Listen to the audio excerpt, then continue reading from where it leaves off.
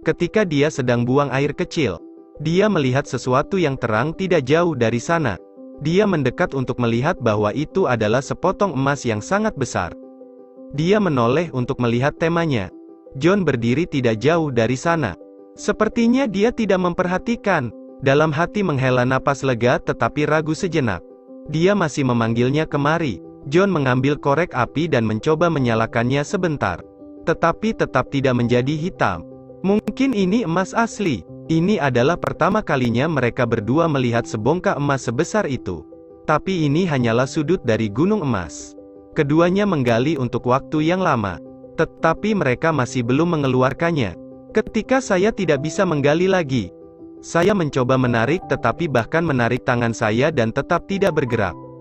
Mereka terus menggunakan mobil untuk menariknya dan menggunakan tali. Tapi mereka masih belum menyerah mencoba sekali lagi dan tidak membuahkan hasil. Sepertinya ini bukan sekeping emas, melainkan sebuah gunung emas. Melihat hari akan gelap, jadi keduanya pergi untuk mengambil beberapa cabang kering. Di malam hari, keduanya menari di dekat api. Berapa banyak emas seperti itu yang tidak bisa dihabiskan seumur hidup? Tapi bagaimana mengeluarkan emas adalah pertanyaan yang sulit. John menyarankan seorang berjaga di sini. Salah satu dari mereka pergi ke kota terdekat untuk mencari ekskavator. Tapi butuh 5 hari untuk bola balik. Karena kaki Jack Lee terluka, dia memutuskan untuk tinggal. Lalu John untuk mencari ekskavator.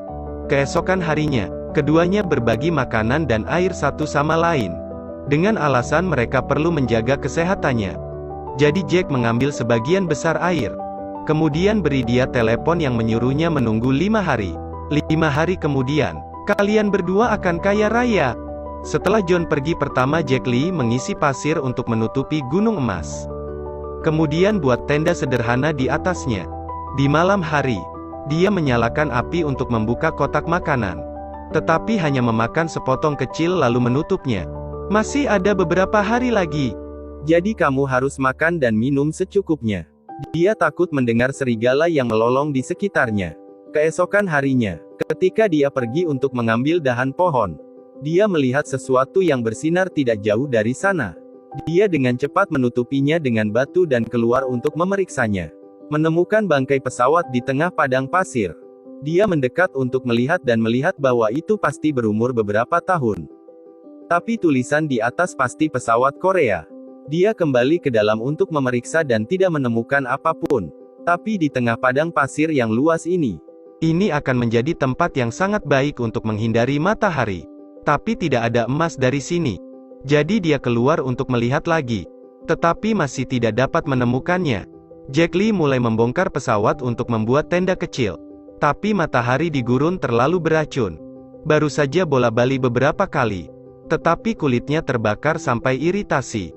Bau busuk di wajah menarik banyak lalat.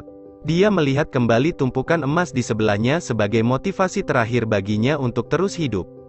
Dia mencoba menghancurkannya dengan seluruh kekuatannya dan akhirnya menjatuhkan sepotong. Sepotong emas sebesar itu sudah cukup baginya untuk hidup bahagia selama sisa hidupnya. Saat dia hendak meninggalkan tempat ini, telepon berdering. John bilang ada masalah dengan mobilnya. Jadi dia harus menunggu beberapa hari lagi.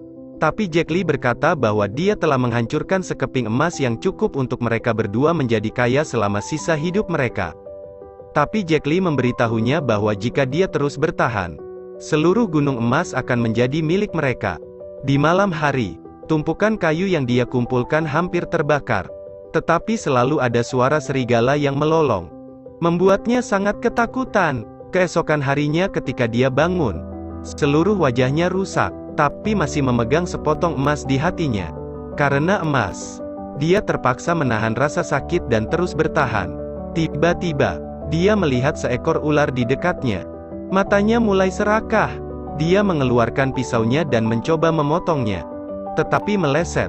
Apalagi, lebih dari separuh air yang tersisa tumpah. Untuk menghalangi sinar matahari, ia terus membongkar pesawat. Ketika saya berbalik, saya melihat seorang wanita mendekat. Dia dengan cepat menyembunyikan emas dan bersembunyi tetapi masih terlihat olehnya. Dia bilang dia hanya akan menjelajah. Tapi dia tidak percaya ada orang yang datang ke sini untuk menjelajah. Dia juga menemukan tenda yang dia bangun dan pergi untuk memeriksanya. Ia terkejut. Dia dengan cepat mengejarnya untuk menghentikannya. Tetapi dia masih ingin melihatnya. Terlebih lagi, sikapnya yang tegang membuatnya semakin yakin bahwa ada sesuatu di sana. Dia berjalan mengitari tenda untuk memeriksanya. Ketika dia melihatnya akan mencari tahu, Jack Lee memukul kepalanya dengan batang besi dan menjatuhkannya. Pria itu menemukan gunung emas dan berjaga di sini selama 4 hari 4 malam. Sambil menunggu Anda kembali menggali, seorang wanita lewat. Karena sangat ketakutan, dia memukul kepala orang dengan tongkat besi, dan ambil semua barangnya dan akhirnya gali lubang untuk mengubur mayatnya.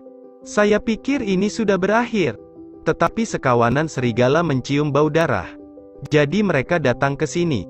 Dia hanya harus membakar tubuhnya. John akhirnya menelepon keesokan harinya. Pada titik ini Jack Lee tidak dapat menahannya lagi. Dia menangis dan bertanya kapan John akan datang. Tapi John berkata untuk menunggu 2 hari lagi. Sedikit lebih sabar. Saat ini, Jack Lee melihat sebuah mobil datang dari jauh. Dia ingin meminta bantuan tetapi takut orang akan mencuri emasnya. Hanya melihat mobil lewat. Karena berusaha untuk hidup, dia menahan rasa sakit di sekujur tubuhnya untuk pergi dan mengambil dahan. Tapi begitu saya melihat ke atas, saya melihat badai datang ke sini. Aku sedang terburu-buru bersembunyi dari tenda. Tapi tenda darurat ini tidak tahan badai itu.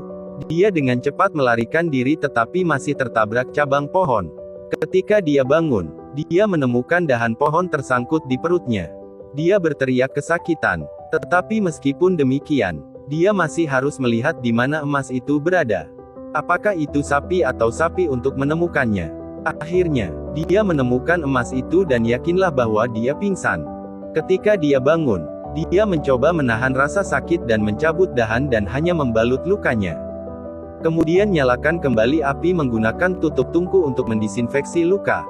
Rasa sakit itu membuat mulutnya berbusa. Pingsan sekali lagi. Dalam mimpinya, dia melihat seseorang membidik kepalanya dengan panah otomatis. Tapi dia tidak menembak tetapi juga memberinya air untuk diminum. Dia melihat wanita yang telah dipukuli sampai mati hidup kembali. Matanya dipenuhi dengan kemarahan. Tapi tiba-tiba telepon berdering. Membangunkannya. Lakukan yang terbaik untuk merangkak keluar untuk mendapatkan telepon.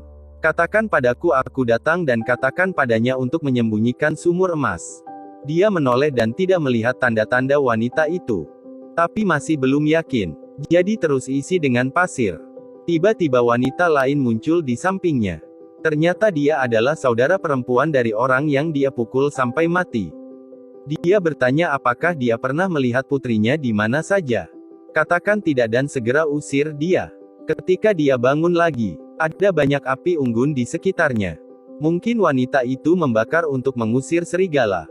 Tetapi apinya akan padam. Dia terus mengatakan dia akan datang dan menyuruhnya menunggu sedikit lebih lama. Tapi sekarang sekawanan serigala datang menyerbu masuk. Pertama mereka mencoba menyerang beberapa kali. Kemudian mereka merasa cukup mudah untuk diganggu. Jadi mereka bergegas maju bersama. Sebelum meninggal dia masih menatap tumpukan emas itu.